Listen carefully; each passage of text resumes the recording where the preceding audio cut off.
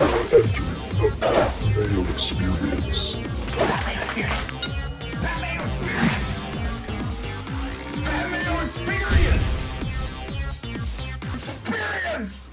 Welcome to the Pat Mayo Experience, presented by DraftKings. It's NFL time. We're past July 1st. It's time to do this. America Day, that's in the past. I think that's what it's called. It's time to focus on what we're doing for this NFL season. Adam Levitan from EstablishTheRun.com is on the line right now to talk through some of the early trends of what's going on. But one thing I wanted to bring up, as someone who started in the season-long space, a lot like myself, do you just feel like there's very, very little interest in season long at this point? That it's just, if you're consuming any content or talking to anyone at the moment, it's either about the drop of season long props or best ball?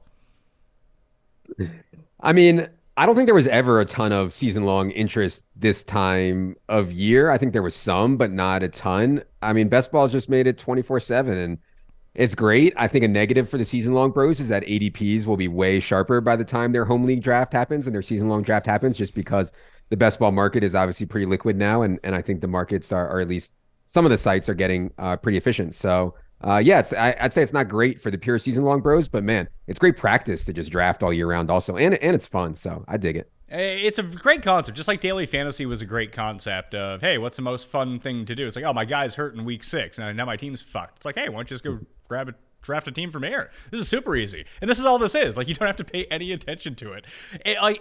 Do you write off, like, hey, here's $500 I'm just gonna waste on doing drafts, like before you take them seriously? Yeah, well, I'm doing like some of the stuff right now. Like, let's say it's a $10 best ball buy-in large field lotto. Your EV, even if you're really good, maybe your EV is like 10 or 20%. So on each $10 draft, you're making like $1 or $2. You know, obviously that's not a great use of an hour of anyone's time, I don't think. However, it is incredibly good practice. So I'll fire up like 2, 3, 5, 10 at a time, and maybe they're not optimal, but I'm starting to get a better feel for what I like to do and what people like to do. So yeah, just using them as practice, I think is a good thing too. Do you find it might hamper what you do in season long stuff? Because you said the ADPs might be super efficient by the time we get around to actually drafting season long leagues in early August to the end of August to the night before the season actually starts. But I just feel like there's certain guys in best ball who are going to go way higher because of the format versus where you should actually take them. Like running backs are just severely depressed in best ball where they're not going to go that late in season long. Yeah, so we have separate rankings we have separate rankings for Underdog and separate rankings for every best ball site. And then we have separate rankings for season long also. And the point of that is exactly what you're saying. Some of the stuff in best ball has gotten completely out of control. Like, yes, rookies are way better in best ball because they peak late in the season, and that's where all the money is. Running backs are worse in best ball. You can get better. You can get replaceable value later, easier. You don't have the waiver wire like you do in season long. There's so many things. Wide receivers are getting pushed up outrageously in best ball, where I don't think that's necessarily right in a home league setting. So yeah, you need to adjust your rankings, I think, for season long. It's going to come down to, though, like, how tough are your opponents in your home league draft? Like, I don't know about you, but like, my friends from high school and college that I'm still playing leagues with, they're not grinding best ball right now. They don't have no idea. So by the time August and September comes, I think they'll be still kind of starting fresh. I think where it gets tougher is in some of these like FFPC, NFFC, like the high stakes online stuff, where those are starting to get sharper because of the whole best ball boom. Yeah, I'm looking at the NFC right now on Sports Hub, so the high stakes season-long format over there, and that's the ADP that I'll be referencing when we talk through this. There is one drawback, though. Like, you can grind as much as you want with your season-long friends. Like, I'm still in like my long-time league for 20 years with my 13 friends. They don't have to do anything because they just wait to see my rankings, print that out, and take all the guys that I want to take. It sucks. Yeah.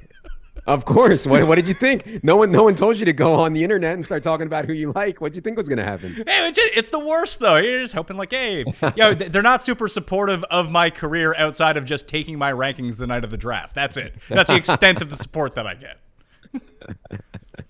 Yeah, exactly. Good support. Perfect. Yeah. So Let's talk about season long just a little bit, because there's a few like player v player questions that I had for you, and just the ones that really pop off the page to me instantly is all the stuff about Nick Chubb right now. How with Kareem Hunt gone, yes, he's going to see more receiving game work. How much more receiving game work is he going to see? Because even if it's like, I don't know, an extra 20 catches, that's a huge boost to his stock. And then I see everyone wants Bijan Robinson because, of course, he's going to catch all of these passes because Atlanta and Arthur Smith, big history on throwing to running backs. Maybe that changes going into this season. And maybe they won't use 3 separate running backs, just try to keep everyone fresh. Who knows what's going to happen with Atlanta? Turns out they're just not very good. Maybe that will translate over to fantasy, that maybe all these guys that everyone's just super in on aren't quite as good. Like, what is the reason outside of, hey, this is a rookie, we don't know what his upside is, to take Robinson over Chubb right now?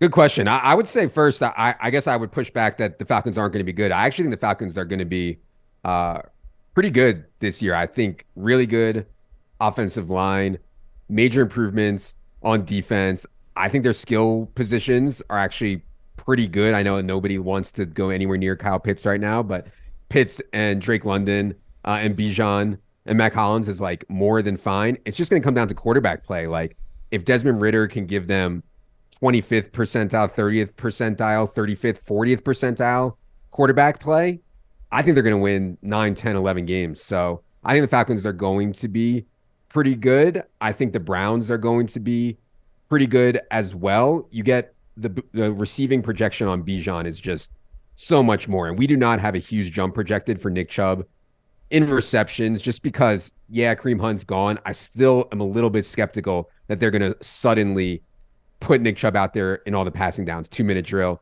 third down. I do think they'll start to throw to Nick Chubb more on like screen plays on base downs and stuff like that. But he's certainly not like a great catcher of the football, whereas Bijan is. And so I think the setup is pretty similar. You get more of a history of elite running from Nick Chubb. You get more of a history of elite pass catching with Bijan. So I hear you. I think it's closer than probably people think. And I'm like trying to stay ahead of ADP on Nick Chubb as far as I can as he keeps moving up and up and up a little bit. I would actually personally take Nick Chubb over Saquon Barkley. I know some people disagree with that, but yeah, for now it's still Bijan slightly over Nick Chubb for me. Because in the running back ADP, there are kind of distinct tiers. It's McCaffrey and Eckler, they're going at the top, and then Bijan Robinson's actually the next guy in high stakes coming off the list, along with Jonathan Taylor and then Barkley. That's almost a mini tier, then it jumps down again. So you have like pick number 13 for Jonathan Taylor, 16 for Saquon Barkley, 9 or 10 for Bijan Robinson. Then you're down to 23 for Nick Chubb, 24 for Tony Pollard, 25 for Derrick Henry, and then 26 for Josh Jacobs. I mean, I don't know if I would. What do you sense about Josh Jacobs? Because now there's talk about him holding out in week 1. I don't think it's going to come to that, but I don't know. It now feels like everyone who didn't want him last year is now all in because of what happened last year. And all of the cases that they made against him last year, they now feel like don't exist. I mean, first of all, I would have Chubb and Pollard over a lot of the guys that you mentioned, Barkley, Taylor, Jacobs, etc. On Jacobs specifically, I mean, he's still only 25 years old, right? I think he ran somewhat hot last year on efficiency, 4.9 yards per carry and 12 touchdowns on 340 carries. I don't think that's that sustainable, those numbers, but man, his role is going to be really, really good again. I'm not like against it in the third round. I think the second round is where it's bad because there's so much opportunity cost there on some of these wide receivers that I want to take, and other running backs. I mean, you can get Nick Chubb, Tony Pollard, Jonathan Taylor in the second round. I'm for sure taking him over Josh Jacobs. Now, in the third round, I think it's a different story where you can get wide receiver starts, and then know that you can get one of Jacobs or Rhamondre or Breece Hall. To me, that's where drafts are changing, where the landscape has changed, where you could never get these type of running backs before in the third round. They always went in the first or the second round, but people are getting so wide receiver crazy now that you're starting to see these really elite running backs slip into the third. And so I think it's worth zooming out and thinking about that from macro perspective, how the landscape is changing. Why do you think that people are so wide receiver heavy at the moment? Because it seems like this ebbs and flows every 2 to 3 years when it comes to drafts, where the running backs will smash one year and it's like, oh my God, you need to get your one of the 7 stud running backs. Those need to be the first 7 picks. And then it was 0 RB for ages. And then it just seems like whatever the conventional wisdom is of drafting, or maybe it's solved and I just haven't realized it. But in terms of, if we think about this like a GPP, that you don't, in order to zag a little bit is probably the best move. You don't necessarily need to go completely contradictory to what the conventional wisdom is, but going off of it just a little bit, that maybe these running backs are kind of undervalued at the moment. Right. So I don't disagree that those running backs that I mentioned that were going in the 3rd round, or Tony Pollard or Chubb or whatever, are indeed undervalued. The problem is that when wide receivers start going off the board at such a high rate, if you start running back, or running back, you are left really thin at wide receiver. And that's just not the way that I like to play fantasy, because running backs injury rate is higher, replaceability rate is higher, crazy things happen. Whereas like no one's coming for Cooper Kupp's job. No one's coming for Amon-Ra St. Brown's job. Whereas it's like, well, with Bijan Robinson, like Tyler Algier all of a sudden got 10 carries in this game. What the hell's going on? Like that just doesn't happen at wide receiver. And so structurally, I think people are understanding that it makes way more sense to be wide receiver heavy. Now, has it gone too far? I think that's what you're saying. And I think that's a fair question, that maybe it has gone too far, especially on Underdog, where it's gone completely nuts at wide receiver, but on some of the other formats as well. I saw you talk about a promo for Ohio with DraftKings having their best ball available there now. So go to Adam's Twitter at Adam Levitan. Go to Establish the Run to go check that out. Get you the plugs in there for those sweet affiliate fees. There was no affiliate in there. I assume everybody that follows me already has a DraftKings account. What's the point of a DraftKings affiliate link? Everybody already has a DraftKings account. Sorry, when I clicked on it, it pushed to the rankings at ETR. So, it's better than an affiliate link. It's just money straight to you guys. Exactly. Either way, is there any discernible difference really between the structure on DraftKings and Underdog? Oh, my God. I wrote an article about this. You can find it on the site. It is a massive difference. Full PPR with bonuses. First of all, stacking is like even more important, and it's extremely important in half PPR, no bonus. But think about how stacking works when you get full PPR and bonus. Quarterback goes over 300 yards, you get the bonus. If he goes over 300 yards, it's real likely that the wide receiver you have, if he's good, is going to go over 100 yards. And then you also stack up all the catches on top of that. So that's a huge thing. Full PPR versus half PPR makes a huge difference. Also, the 300-yard bonus on DraftKings also brings in pocket passers more into play. So like, someone like Justin Fields is worse on DraftKings because he's never getting a 300-yard bonus passing, whereas someone like Tua or Geno or Kirk Cousins, I'm fine with those guys on DraftKings as my quarterback because they can hit that 300-yard bonus so often. So yeah, those are some of the high-level things, but I think people are making a ton of mistakes on DraftKings from both like a micro and macro perspective from the scoring system. Now, just to swing back to the Bijan versus Chubb thing, on tomorrow's show, I have Justin Freeman on, and we walk through the actual projections and try to build cases for and against a lot of these running backs using the data that we have. And one of the things that we get into, and I think it kind of speaks to your point about wide receivers, is we did a case where Josh Allen gets hurt on the first play of the year. Sorry, Paul, about that. That's not great for your Buffalo Bills.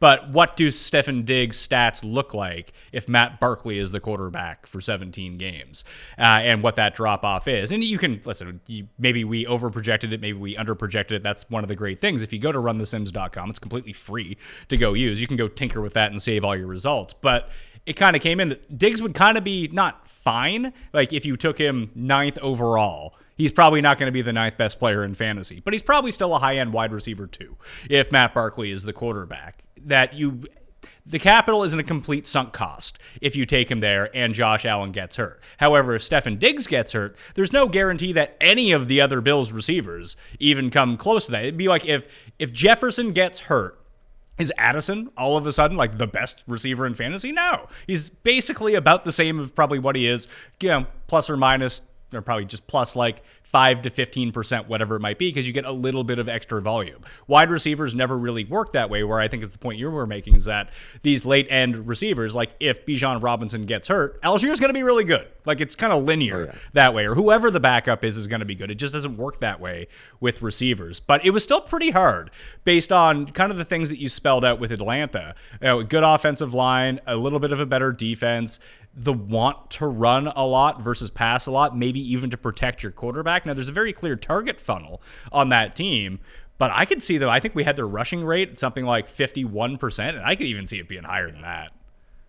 It's insane how much they ran last year. It would be almost impossible for them to run more than they did last year in terms of pass rate over expectation. The one thing I'd say about the wide receiver versus running back thing is that, to me, fantasy points at wide receiver are scored with talent. At running back, fantasy points are scored with opportunity, right? So just like you said, if Tyler Algier had Bijan Robinson's workload, he's going to absolutely smash. I mean, absolutely go completely berserk. If Travis Etienne gets hurt, Tank Bigsby's going to come in and just absolutely wreck. So, you can't say that at wide receiver because you need talent to actually win at wide receiver. Who are the late RBs that you're going for? Is Tank one of them?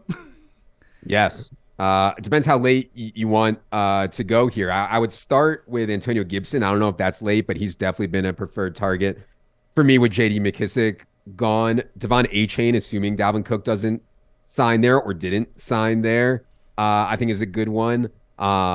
Jalen Warren, I think will get around 30 to 35% of the running back touches in Pittsburgh. Tank Bigsby, I think will take time off of Travis Etienne, and then obviously there's some injury risk there. Algier, I think, is still fine. Kendra Miller is one that I like. And then Kenneth Gainwell goes so late. And I mean, he might be the running back that the Eagles coaches trust the most. DeAndre Swift is new. The coaches in Detroit hated him. Rashad Penny is new and has been unable to stay healthy, only has $500K guaranteed in his contract. So I like Gainwell pretty late also. I'm just looking at some of the discrepancies between even high stakes leagues and where the ADP is going on DraftKings right now. I want to talk about Khalil Herbert for a second because it seemed like there was going to be a ton of buzz about Khalil Herbert. Then Donta Foreman signs, and people are kind of out on that. But it seems maybe it's just like a weird filter that I have on my social media. But everyone's like real positive about the Chicago Bears, who are probably going to be absolute fucking terrible. But he's going after pick 125, both in high stakes and on DraftKings right now, and 122 on Underdog. Like, there's a good chance that he's just the guy, and Foreman's, he's going to come in and get his, 8 carries per game, whatever. I know Fields is going to carry the ball a bunch, but Herbert has been good in the times that David Montgomery was missing time. Yeah, I was hopeful. Khalil Herbert's been awesome, first of all. I mean, he's been way better than David Montgomery has been from an efficiency perspective, obviously in kind of the same situation for most of those plays with the Bears. First of all, from a projection standpoint, it's hard to get there on Bears running backs because Justin Fields runs so much at the goal line. I mean, it's completely ridiculous. And then, I mean, they were obviously worried about Khalil Herbert. They spend the money to get Deontay Foreman, who I think is a really good NFL player. And then they also use a pick on Rashawn Johnson, who we haven't seen a lot of because he was Bijan Robinson's backup at Texas. But there's some people out there, I think, I'm no tape bro, but there's some people out there who think Rashawn Johnson can really play. And so if you're in a committee and Justin Fields is taking so many carries, so many goal line carries, it can be hard to get there. We're right around, slightly behind ADP on Khalil Herbert. I hear you. I think he can play. I think the concern is opportunity. And when you get ambiguous backfields like this is, usually it's sharp to take the cheapest one. Cheapest one right now is Foreman. But yeah, I honestly don't have a great sense for it now. That's something I'm looking forward to. Looking at in August. The biggest thing for me would be if it was actually costing you anything, then yeah, sure. But an 11th round pick on a guy that I actually think has talent, maybe I'm wrong. I'm wrong about basically everything. But if it's not going to cost you a ton, like you said, it's always best to take the cheapest of the bunch. But if they're both cheap, I'll try to take the talent. Maybe we just assess the situation wrong. And I'm looking at the projections that we have right now. I have Justin Fields as the highest market share of rushes of anyone on this team at 32%. Right. Herbert's at 30%. Foreman's at 20%. Johnson's at 12%. Travis Homer is on this team. Have him at 3% of the carries.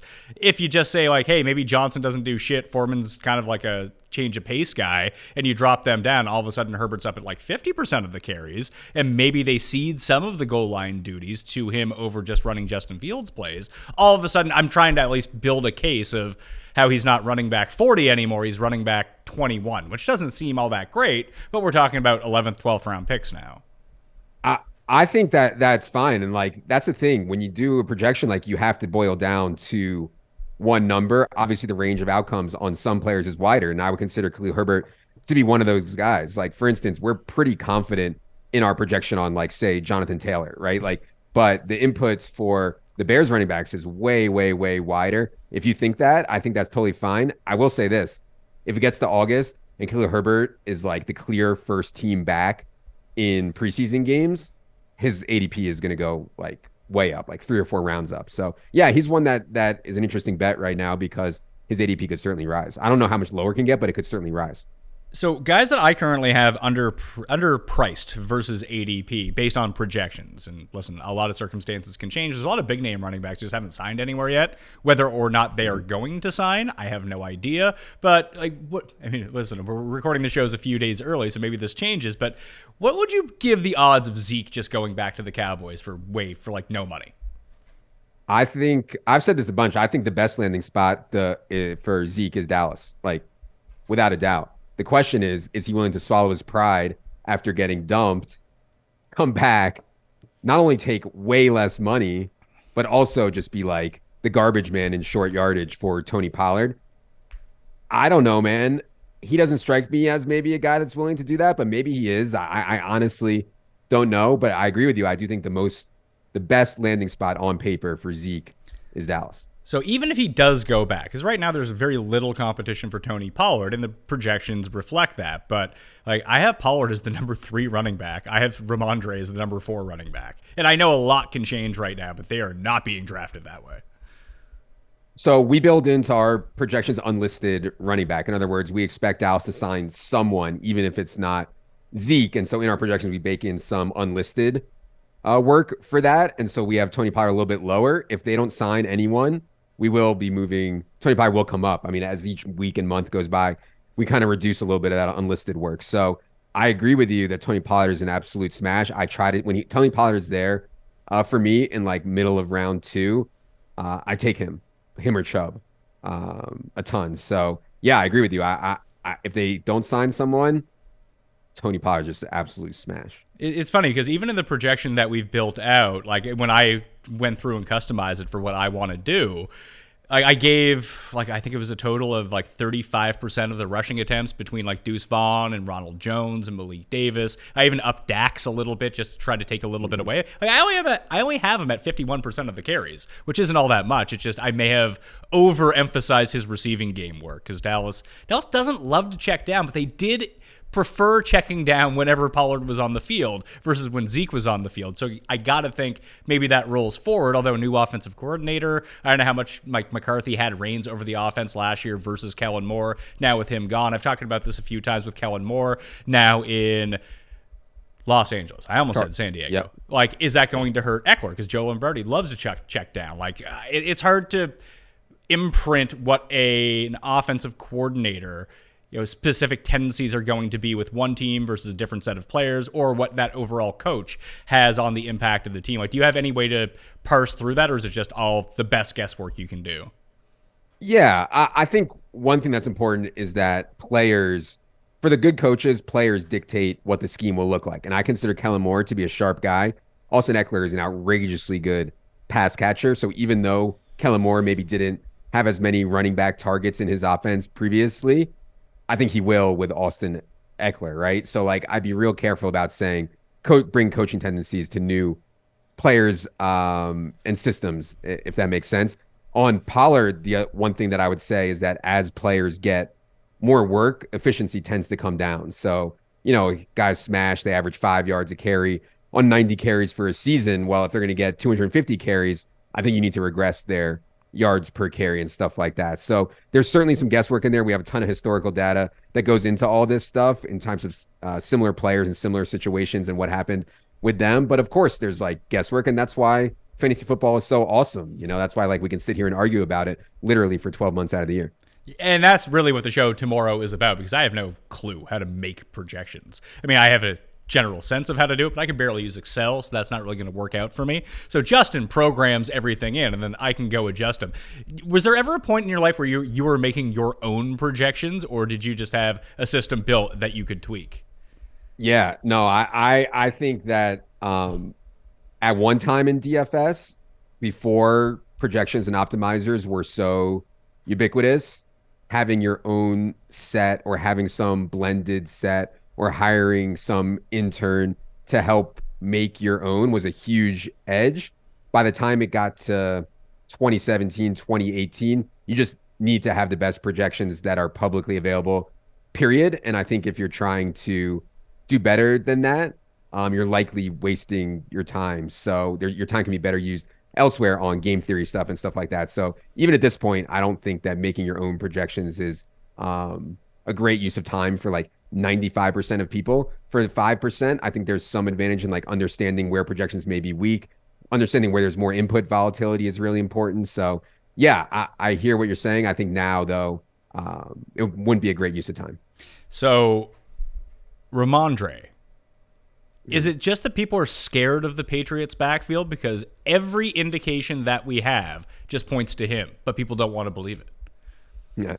I think the first thing is their schedule is so brutal. I mean, they have one of the hardest schedules I've seen in terms of opposing quarterbacks due to the Patriots. So I don't expect them to be very good. The second thing is that with Bill O'Brien coming back as the offensive coordinator, he has always used a sub back on pass downs. And so they have Ty Montgomery. They have Pierre Strong. Both those guys can play in the pass game. If you remember week 1 last year, Ty Montgomery played a ton, and that was with Rhamondre and Damian Harris out there. And then Ty Montgomery was hurt, never was heard from again. So I think there's some risk on the pass down stuff. I think they want to try to keep him fresher. He seemed to wear down at the end of last year. He admitted as much. They said as much. So we don't have this like outrageous volume projection on Rhamondre. They've also been linked to Lenny Fournette in rumors, which would obviously not be great. So I think Rhamondre is an awesome 3rd round pick, but I don't typically take him in the 2nd round.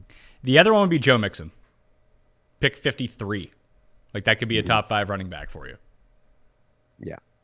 I mean, there was one time not that long ago, Joe Mixon was going in like round 8. The assumption is that he will be suspended. The assumption was at the time that he could be cut. I don't really see either of those. If he gets suspended, I feel like it's going to be for a really short amount of time. Bengals are in win now mode. And man, I mean, they need to win now before they have to pay everyone. Jamar Chase, Joe Burrow, T. Higgins, everyone. Like they don't have that many more swings at the Super Bowl. It would be irresponsible to go into a buy now window with your running backs as Chase Brown, Travion Williams, and Chris Evans. So unless they have something up their sleeve for Dalvin Cook or Lenny or something like that, I think Joe Mixon is not going to get cut and not going to be suspended for very long. Now, was he good last year? No. And the Bengals knew it. I mean, you saw in the playoffs last year, Samaje Perine was playing ahead of Joe Mixon a ton, which is certainly scary. So I have some concerns there, but man, obviously from a setup perspective, if it turns out they don't sign anyone and he doesn't get suspended, I mean, Joe Mixon will be going in the 3rd round for sure. I don't think that he's going to get suspended this year. It reminds me a lot of like what we were talking about with Alvin Kamara going into last year, where it just seems like they're kicking these proceedings down the road and he might get suspended next year because it doesn't seem like there's a fast track to whatever the hell's going on with him. Yeah. You know, the NFL has kind of gone back and forth on like when they can put people on the commissioner's exempt list. I agree with you that lately it seemed like they're waiting for quote unquote justice to play out more before they do anything. That commissioner's exemption list is still out there. And yeah, I don't know. I think a short suspension is like the worst case scenario. Like a 2 to 4 game is like the absolute worst case scenario for Mixon. You said you were running through, trying to nail down your strategy for when the higher stakes best ball leagues come around. Do you have, you don't have to reveal everything that you're doing, but are there particular teams that you see at the moment that you can stack up or particular late season games that you can stack up that you just feel like are undervalued? Yeah. So first on late season games, I'm preparing for high stakes small fields. So like last year I won the 3-3-3 on DraftKings. I'll be playing the 5-5-5 and some of the other high stakes stuff where it's real small field and like 6 people finals.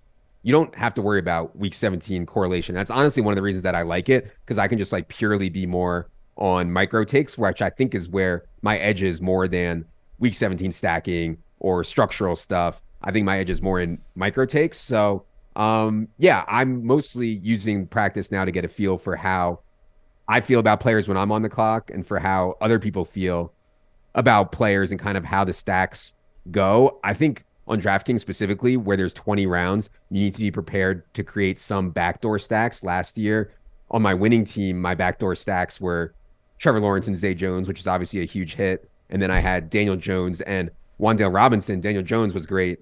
Wan'Dale didn't work out, but in the high stakes small field, like you don't have to hit on every player. The backdoor stacks I've been doing mostly this year have been Packers are so cheap to backdoor stack. Patriots are so cheap to backdoor stack. Those have been the two that I've been kind of doing the most so far. Oh, I think Vegas is interesting. Like that Jimmy Garoppolo foot stuff was like all nonsense, and his ADP dropped by like 30 spots. So yeah, those are all like ones where you don't have to force stacking early in small field, and then you can get some stacks later. I think that's important. What brought you to the conclusion that was it just identifying that you are better at those micro decisions rather than trying to beat a field of 100,000 people? Because that's essentially what I do on DraftKings throughout the year. Play a bit higher stakes, like the 333, the 150s with smaller fields, and just all of a sudden I'm turning a profit playing DraftKings instead of just losing money with good lineups every week. Well, think about it. You're like, your EV might be higher in the Millie Maker. Your EV might be higher in Best Ball Mania or the Millionaire on DraftKings. But realizing your EV or realizing your expected equity is so hard when there's so many people. If you actually have an edge in small field, you're way more likely to realize that edge, especially with all the money up top. And in terms of like where I think my edge is, I mean, my God, man, I spend fucking 7 days a week, like 12 hours a day looking at this stuff. If I don't have an edge on micro stuff, then like there's something wrong. And so yeah, that's like what I do. Leone and these other guys are studying the structural stuff way more, and historical data and stacking and all that stuff is like super important. I think that's where their edge is. It's just the edge isn't the same for everyone. And I would really encourage people to think about where their personal edge is before they start any contest, DFS or best ball or anything. Have you been scared off by Breece Hall at all, knowing that he could be somewhat limited at the beginning of the season? Because it feels like his ADP is too low as well. Like we talked about Josh Jacobs a little bit. I think I'd rather just gamble on Breece Hall and the fact that he might just be, I don't know, maybe the best running back in football. If Breece Hall never got hurt, he'd be like in the conversation to go first overall this year. I really think that. Like if he had never torn his ACL, he was going to go on to a awesome year, and then they were going to get Aaron Rodgers, and he was just going to be like, hey, how could Breece Hall not be the number one overall pick, or at least the first running back off the board? So yeah, I have concerns about guys coming off of an ACL tear within 12 months. But to get him in the third round, I think that's more than baked in. And I think before the bye weeks start, my teams are likely to be good enough to weather that until Breece Hall gets up to speed. So it's a gamble. It's not one for the faint of heart. He could be eased in. He could aggravate. He could have other issues. But man, the ceiling on Breece Hall is like literally like the best running back in fantasy football. So to get that in round 3, I think is worth taking a swing on. For season long, because obviously in best ball, you're probably going to try to find a tight end to go with your stack and then take a few late. Maybe you can hit a touchdown to save you a week, whatever it might be. But for pure season long, where you're probably just drafting one of them, maybe it's not as a part of any combination with your quarterback. It's Kelsey and it's everyone else. It's like Kelsey, then Andrews, then Hawkinson, and then Kittle, and then like Pitts, Goddard, Waller, all those guys just going a little bit later on. Would you take the plunge in a season long on Kelsey at pick 5? Whatever it is, or are there guys later that just present better value? Yeah, I mean, I personally not in me to use the 5th overall pick on a guy who's going to turn 35 years old or 34 years old in October. Like it's not in me to do it. Kelsey has obviously shown no signs whatsoever slowing down. I'm not even saying he is going to slow down, but it's just not the style that I personally like to play.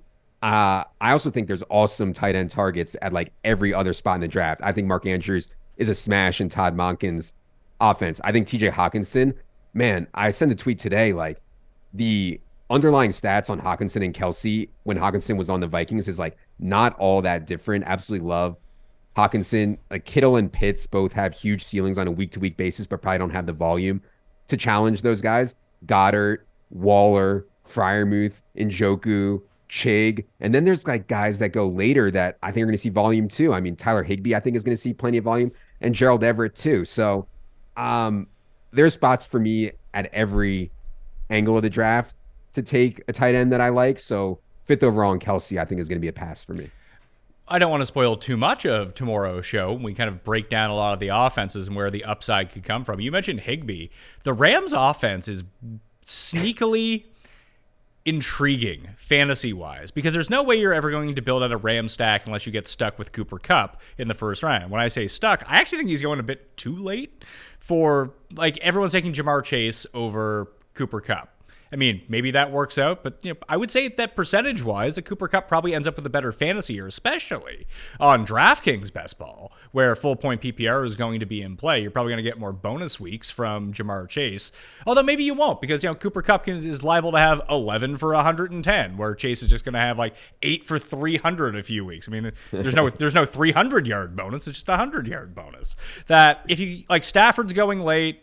Higbee's going super late. If you wanted to pick someone else out of that offense to pair them up with, I mean, whether it's Tutu Atwell or Van Jefferson, like, it doesn't really matter. They're all free at some point. That with the tree that they have, and it's so narrow where these targets are going to go, is it just that it's more fun to take the Falcons and their narrow tree for a more expensive cost than it is the Rams because there might be upside there?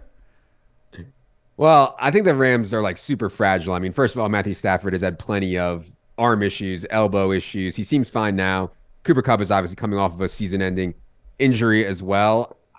I think there's just like some systemic risk that this team is just so bad. I hear you that on the Falcons, it's probably a little bit similar. Expect the Falcons to be more efficient. Cooper Kupp has been so good. I would have no problem with anyone taking him 4th, 5th, 6th. Anything like that. The Higbee stuff, like, you're not going to get a tight end in the 140s or 150s that can get 8, 9, 10 targets in a game. I prefer Van Jefferson to Tutu Atwell, but so does the market. We're pretty much in line on those guys. I hear you, man. It's not sexy, and maybe that's why people aren't into them, but I could see it on them if there's just like a narrow path, I think, to the Rams having like an actual good season. I don't even need the Rams to have a really good season. I just need them to be kind of bad, but their target tree to be super narrow. Because Stafford's going at pick 180, and Higbee's going at pick like 140. Kupp is going in the first round. But if you could just get those three as like a backup stack, it kills the top end of your stacks because Kupp is obviously going to be involved with it. Then you don't probably have the Jamar Chase or Tyreek Hill or whatever it might be to pair up in the first few rounds. But if you can find another high-end stack that's a little bit cheaper with a wide receiver one than Cooper Kupp is, there's just a very cheap way to backdoor all of this stuff. And if they're bad, yet they're healthy, like, I know where the ball is going in this offense, I think. If you're in a best ball draft and you start with Kupp, that is like the exact plan I would have. I'm not sure I would take that plan if I did not have Kupp, but if I have Kupp, the plan to get Higbee and Stafford both, I think, is a good one. All right. Well, now let's talk about other things while I have you here.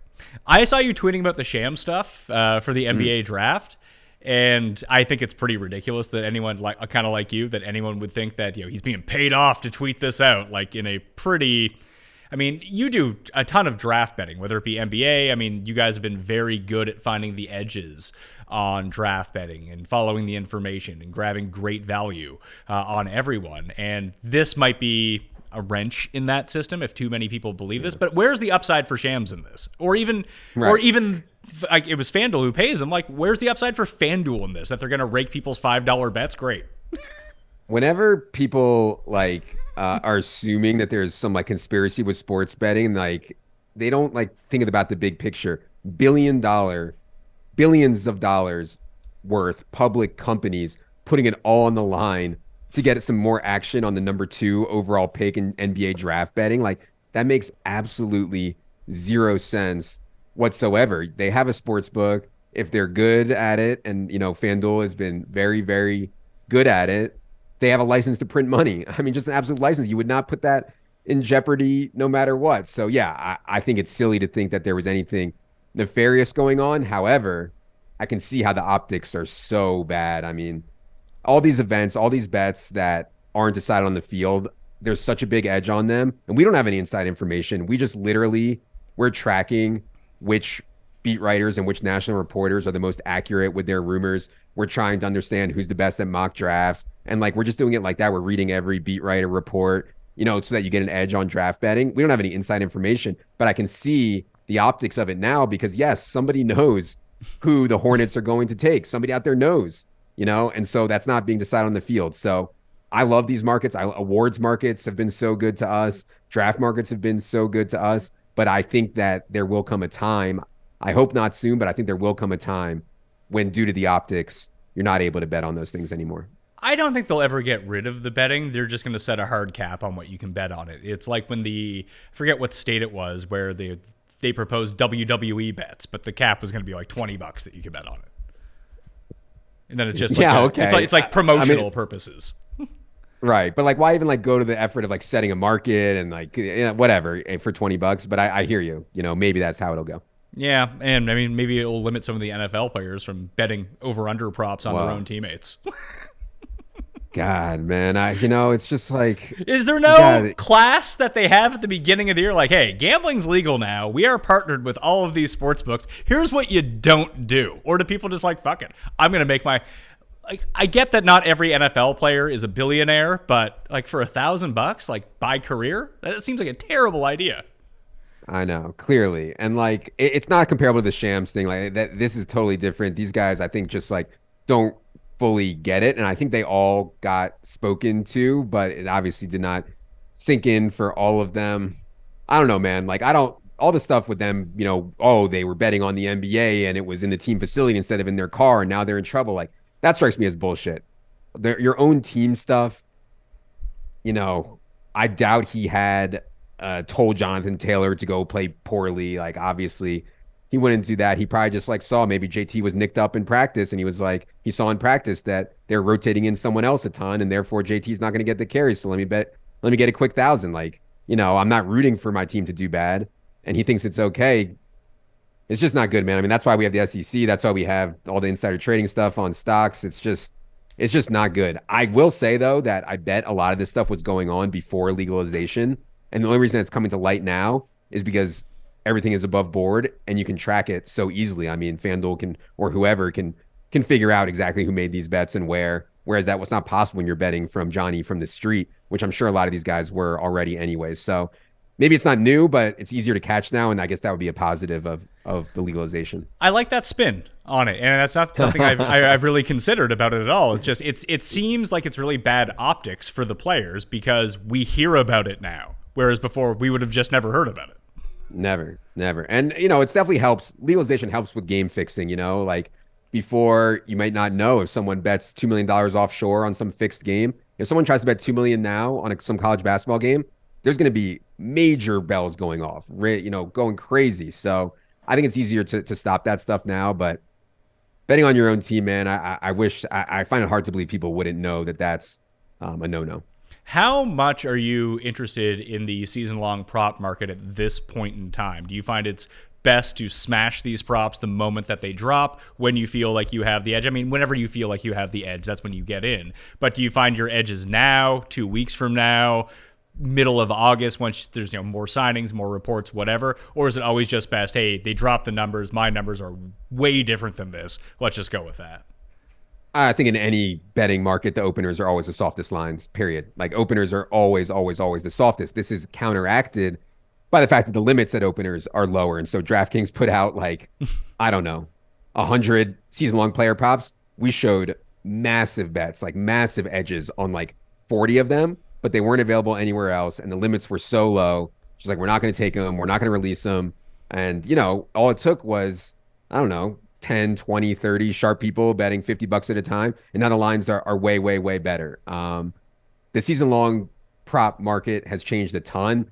We had expectations of winning like 70, 80% of them in the past. This year, I think a good result for us would be 65 to 70% because they have understood that you can't just take a projection for a player and divide it by 17 and that's their line. There's such a big difference in mean and median in season long. Guys are so likely to get hurt. Guys are so likely to be replaced. it's just so likely that something bad happens during an NFL season. There's chaos rather than something good. And so you could blindly take unders on season long props previously and return a really big expectation. I think if you blindly took all unders on season long props this year, you'd lose and probably lose a lot because of how much they've adjusted their lines down.